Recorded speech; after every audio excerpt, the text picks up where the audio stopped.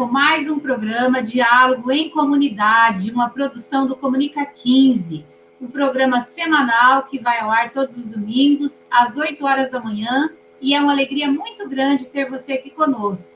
Então, já compartilhe, diga de onde você está nos acompanhando e vamos fazer essa boa notícia chegar a muitas comunidades. E aqui comigo eu tenho a minha companheira Cleusa, que nos ajuda aí nesse programa. Bem-vinda, Cleusa. Oi, Leoni, tudo bem? Eu sou aqui de Rondonópolis, onde vai acontecer, né, o 15º Intereclesial em 2023. É uma alegria aqui estar falando com todos e todas. E também eu participo aqui, né, da nossa comunidade, sou ministra do Comunica 15. Que bom estar participando. Isso mesmo, uma equipe grande que já trabalha aí para que o 15º Intereclesial aconteça. Nossa gratidão a todos vocês. E o tema de hoje, seguindo aí a nossa conversa nesse mês vocacional, é um tema muito bacana. Hoje nós vamos falar da teologia pastoral, o lugar do teólogo leigo e leigo na comunidade. Qual é esse lugar? E hoje nós temos esse convidado especial, né, Cleusa? Quem é que está hoje conosco? Isso, hoje nós vamos conversar com o teólogo e poeta, né? O senhor João Santiago. Ele é coordenador do curso de Teologia da Faculdade de Unina, que fica em Curitiba. Que bom!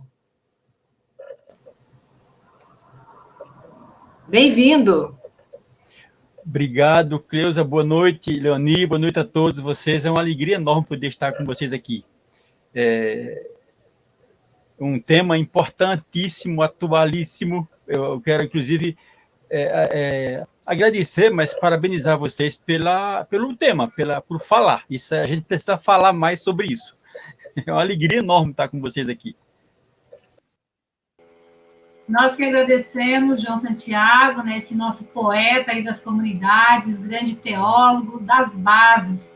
E é sobre isso que nós queremos conversar. Gostaria que você falasse um pouquinho aí da sua trajetória e também do seu papel enquanto teólogo leigo nas comunidades eclesiais de base aqui do Paraná, também na universidade, então unindo aí, né, as bases também com a ciência, estando em vários meios. Como você tem vivenciado esse papel de teólogo leigo, essa vocação de teólogo leigo? Pois é, uma missão, né? Eu vejo assim e cada vez vejo mais e cada vez vou descobrindo mais as exigências que são ser hoje um teólogo leigo, não é? É uma necessidade urgente da igreja. Isso se configura, se mostra muito claramente os documentos da CNBB, todos os outros documentos aí, a partir do documento 100, sobretudo, que já é uma consequência do documento da Aparecida, que é a última conferência do CELAM, do Conselho Episcopal Latino-Americano, né, que foi em Aparecida em 2007. Então, depois, a CNBB escreveu o documento 100, que coloca a gente, quer dizer, convoca, chama, escala e bota a gente para trabalhar, né, os leigos em si, né? E dentro dos leigos tem a teologia e os teólogos leigos que, segundo o próprio Concílio Vaticano II diz, na Dei Verbum, o papel do teólogo, do exegeta, é ajudar, facilitar, melhor dizendo, o juízo da igreja. Então, não é uma coisa muito fácil, né? Nós temos uma cultura clerical muito forte, não é? Isso é importante para o bem e para o mal, né? A cultura clerical enraizada, forte, quer dizer, grosso modo, nosso povo fiel, católico, ele tem basicamente apenas o clero como fonte de referência. Se ele não tiver o padre, o diácono, a missa, as celebrações como lugar de aprender, ele não tem outro lugar. Nossa cultura de leitura, sobretudo em teologia e cultura religiosa, é pequena, não é? Não obstante seja pequena também no geral, mas nossa cultura de leitura em teologia é muito pequena. Apesar de nós termos um dos maiores acervos da humanidade em quantidade e em qualidade, que é o chamado ensino social da igreja, a gente pouco conhece, né? Então, assim, é uma luta diária. Eu vou me estender um pouquinho aqui, mas eu vou dizer para vocês uma coisa que foi uma conversa que eu tive assim, marcante para mim, com Dom Orlando Brantes aí em Londrina uma vez. no encontro das SEBs. Eu perguntei para eles essa pergunta que vocês me fizeram. Dom Orlando, como é que o senhor vê, qual é a importância para o senhor do teólogo leigo na igreja hoje? Ele mudou de rumo assim, olhou para mim com os olhos muito abertos e falou assim, importante, muito importante. Agora se prepare para apanhar que nem cachorro magro. Aí eu falei, por quê? Foi porque é um processo de início, de mudança de cultura. E vocês vão ter que entender isso e não podem desistir. Não desista, continue, ele me disse, né? E eu fiquei muito feliz com a lucidez e com o conselho dele. Então, acho que nesse sentido, acho que ajuda a você a responder a pergunta, né? Dizia assim, eu sou um teólogo leigo que estudei teologia, fiz bacharelado em teologia, fiz ciência religiosa, fiz mestrado em teologia na PUC e fiz uma especialização em assessoria bíblica junto com o CEBI na Faculdade Luterana lá em São Leopoldo, no Rio Grande do Sul. Então, me considero um estudioso, um pesquisador na área de teologia pastoral, que é a teologia dos leigos, né? É isso que o mundo que eu habito, esse é o chão que eu piso e é essa semente que eu planto para onde eu vou. Com toda essa experiência, né, que o senhor tem com a teologia pastoral, como que essa teologia se aplica na vivência do laicato e nas comunidades eclesiais de base? É muita experiência, né? Muita experiência para poder falar um pouquinho para nós. Sim, Cleusa, pois é, eu me encontrei, assim, na perspectiva da fé cristã e da fé católica, eu me encontrei nas comunidades eclesiais de base, nas SEBs. Aí tem uma somatória de elementos que constituem esse jeito de ser igreja. A questão do envolvimento com os problemas sociais, quer dizer, uma fé, uma teologia que não fecha os olhos para as dores do povo, pelo contrário, abre bem esses olhos, que estende a mão, que se compromete e se arrisca, não é? Que é basicamente a teologia, ou melhor ainda, a eclesiologia, o jeito que a igreja se propôs ser a partir do Concílio Vaticano II. Né? Uma fé comprometida, como diz o principal documento dogmático do concílio, que é a Lumen Gentium, a luz das nações, no capítulo 9, a igreja é o povo de Deus na terra. Não é mais o clero na sua hierarquia, mas a igreja agora, a partir do concílio, é o povo de Deus. E foram as SEBs que levaram isso a cabo, formando grupos de estudo bíblico, formando círculos bíblicos, com o grande apoio até hoje do CEBI, do Centro de Estudo Bíblico, com a leitura popular da Bíblia, com a interpretação da Bíblia, com o triângulo hermenêutico que o Frei Carlos Mestre criou, inventou como metodologia de estudo da palavra, né? Aí, no próprio concílio, depois da Lumen Gentium, dizendo que nós somos a igreja, o povo de Deus na terra, o próprio concílio, no documento pastoral, que é a Gaudium et Spes, Alegria e Esperança, diz, a igreja é esse povo de Deus na terra para levar, para fazer valer, para não deixar morrer a esperança e a alegria do evangelho, agora tão bem resgatada pelo Papa Francisco no seu documento Evangelho e Gaudium, a alegria do evangelho, exatamente isso. Aí é isso, é uma construção diária, a gente tem que estar preparado para tudo, na verdade, né? Que o mundo aponta para outros lados. A gente tem que se manter focado na luz, né? Literalmente, que é Jesus, o grande mestre, né? O Filho de Deus que veio apontar para onde é que está a vontade do Pai. Acompanhado aí, né, o seu trabalho junto às comunidades eclesiais de base, e sempre trazendo essa visão aí da igreja povo de Deus, né? Então, essa teologia mesmo do povo de Deus, de estar próximo. Nós estamos aí preparando o 15º Intereclesial e tem como tema SEBs, uma igreja em saída, na busca da vida plena para todos e todas. Então, como que é essa teologia pastoral? Como que esse leigo, que é um teólogo também, que está ali na comunidade, pode favorecer essa teologia, essa prática da Igreja Povo de Deus e também animar as comunidades aí rumo ao 15º Intereclesial na vivência desse tema, que é mais do que saber o tema e saber contextualizar, é vivenciar essa igreja em saída, como nos anima o Papa Francisco. Estamos todos, né, Leoni, ansiosas pelo 15º Intereclesial. A pandemia, literalmente, virou às avessas as nossas vidas e, dentro das nossas vidas, as nossas agendas, não é? Você, que está muito mais próximo do que eu, tudo isso, está vivendo isso na pele, no sangue, né? Essa mudança de agenda. Mas, assim, como Deus sabe o que faz, né? Como eu acredito nisso, como nós acreditamos, o tempo é dele. E o que nos importa? Nesse tempo, o adiamento do Intereclesial, do 15º, a gente tem que aproveitar. E aproveitar nessa perspectiva é justamente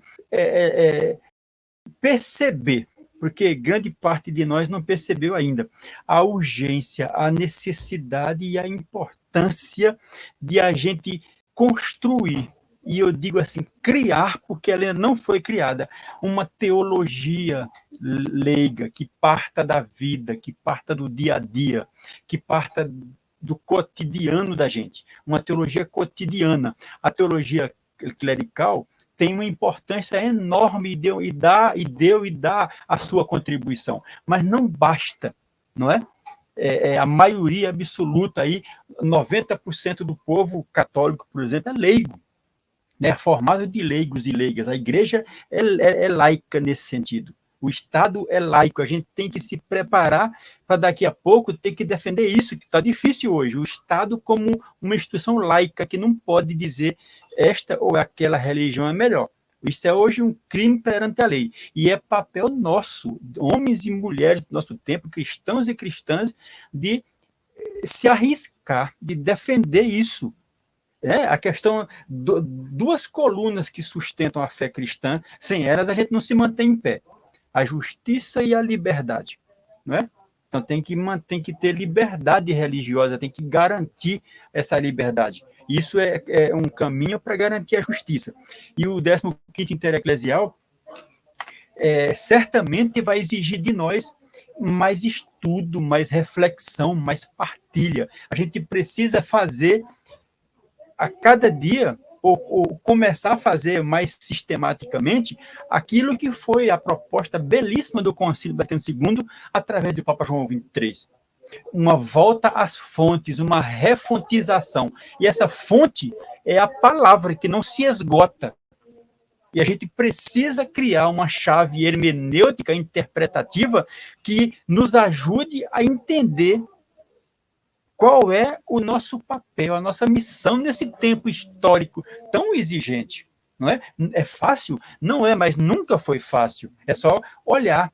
Foi fácil para Paulo mudar de paradigma de igreja, de religião e de fé? Não foi. Foi fácil para João Batista um pouco antes, né, o precursor do Messias? Não, fácil não vai ser. Então a gente tem que se preparar, se fortalecer.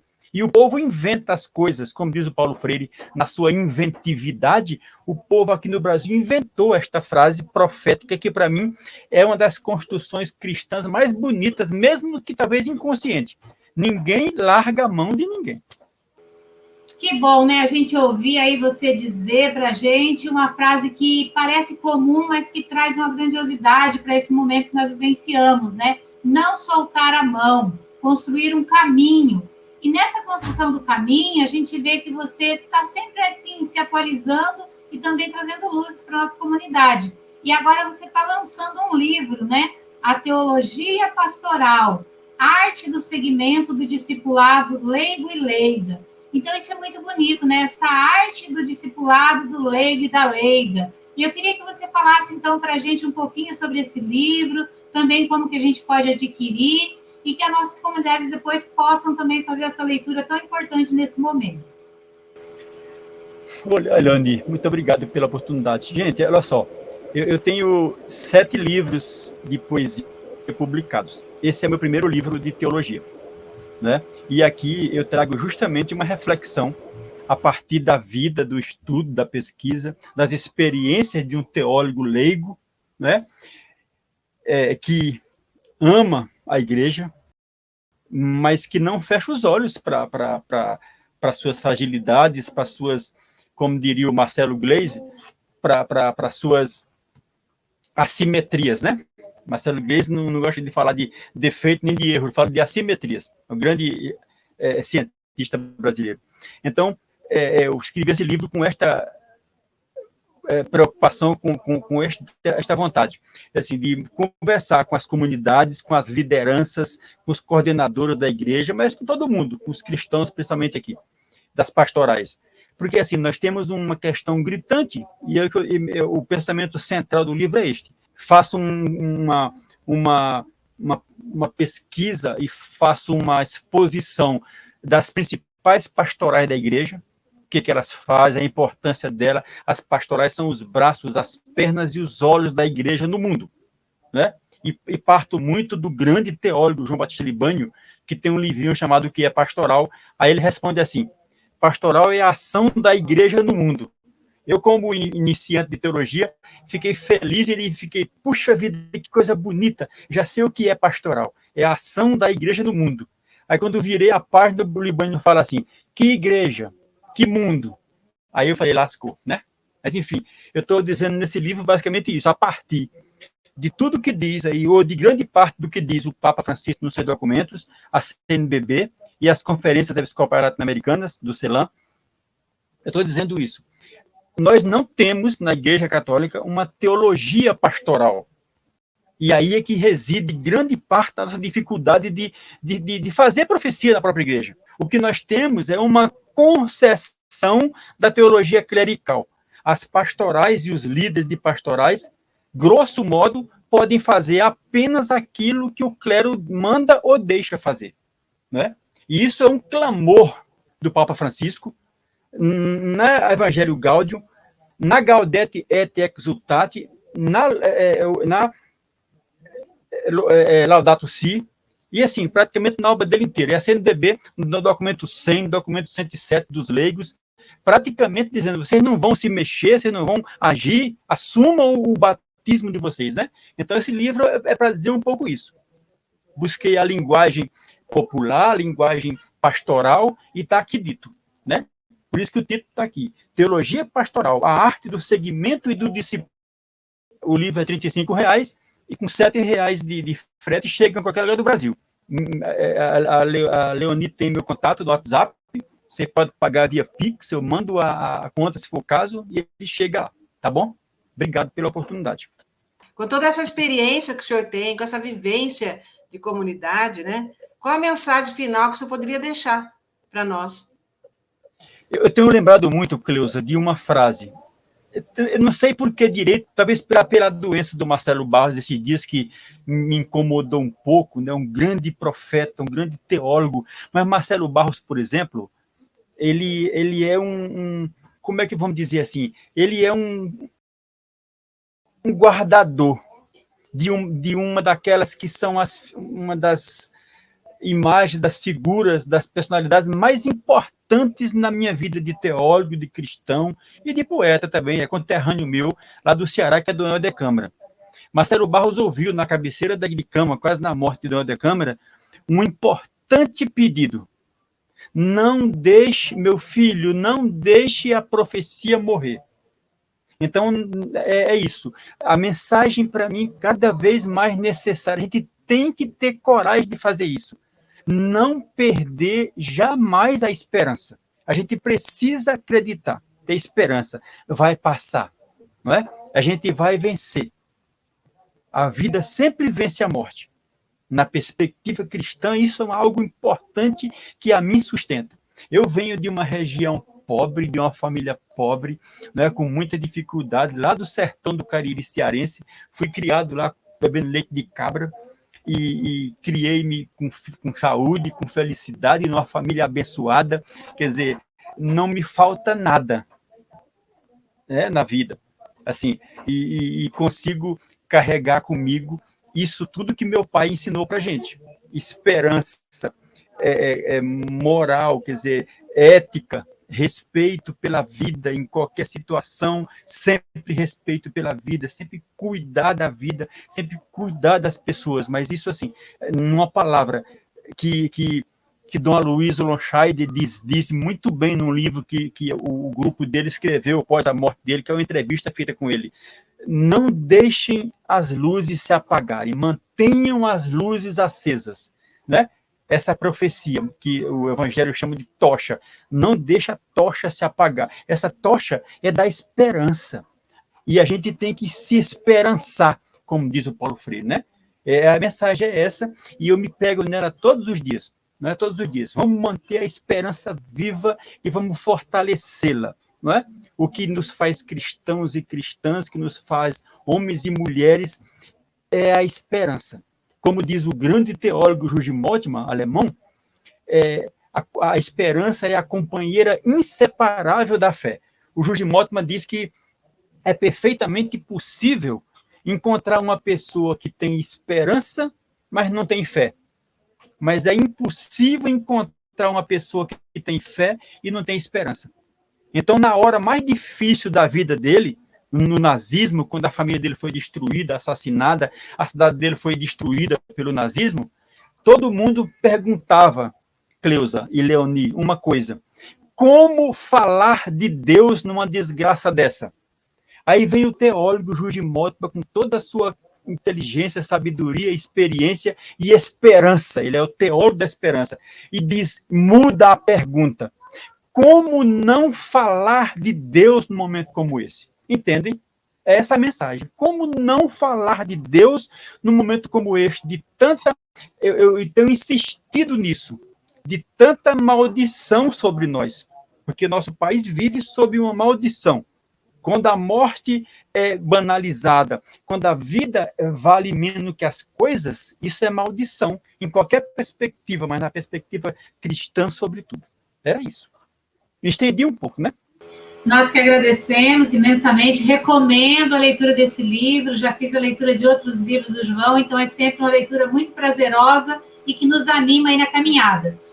E vamos juntos aí, não deixando, né, apagar essa chama, como você disse, mantendo essa chama da esperança acesa, e também, acho que a grande mensagem que a gente deixa desse programa, da missão e do apostolado do leigo e da leiga, sendo ele teólogo ou um agente de comunidade, é como não falar de Deus nesse momento. É nesse momento que nós estamos aqui para falar desse Deus que é o nosso companheiro aí na caminhada, que é a nossa luz todos os dias e não nos deixa desanimar. Então, eu agradeço muito a você, João, agradeço muito também a Cleusa, o Leandro, que esteve aqui conosco, e todos vocês que nos acompanham. Nos encontraremos, então, no próximo domingo. Até lá!